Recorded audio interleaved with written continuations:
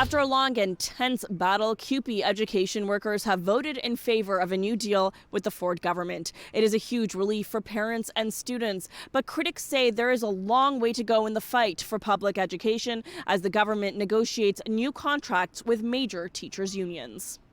Our new collective agreement will not pull schools out of the Ford-induced crisis they're in, but it's the best deal we've had in decades because we fought for it. CUPE's 55,000 frontline education workers, including administration staff, librarians, early childhood educators, and custodians, are walking away with a 4-year contract that gives them raises of 3.59% a year or $1 per hour annually.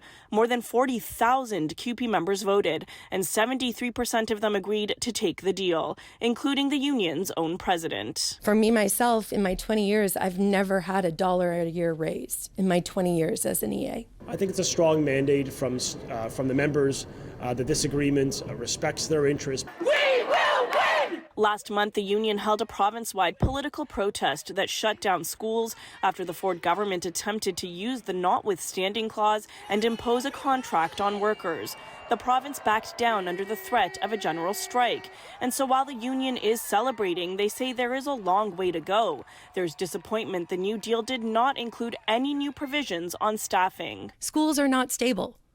This minister will stand up here and tell you that everything's fine. They're not. It's not stable. We're going to keep up the pressure on the government until the government finally listens and makes those investments that we need in our education system. The Ontario Secondary School Teachers Federation is one of the unions currently in negotiations with the government after their agreement expired in August. They tell us CUPE's fight has been historic for the labor movement and has given them momentum. We hope that the actions that have happened in November will serve as a warning to the government. They say wages are a priority after Bill 124 capped their raises at 1% annually, and some members are no longer able to keep up with the cost of living. It has been incredibly challenging, and many of our ed workers, just like the CUPE workers, have 2 or 3 jobs in order to get by. So we're looking for some sort of recognition of the increasing cost. We'll work with them to land a fair deal for workers that keeps kids in class. That is our #1 priority.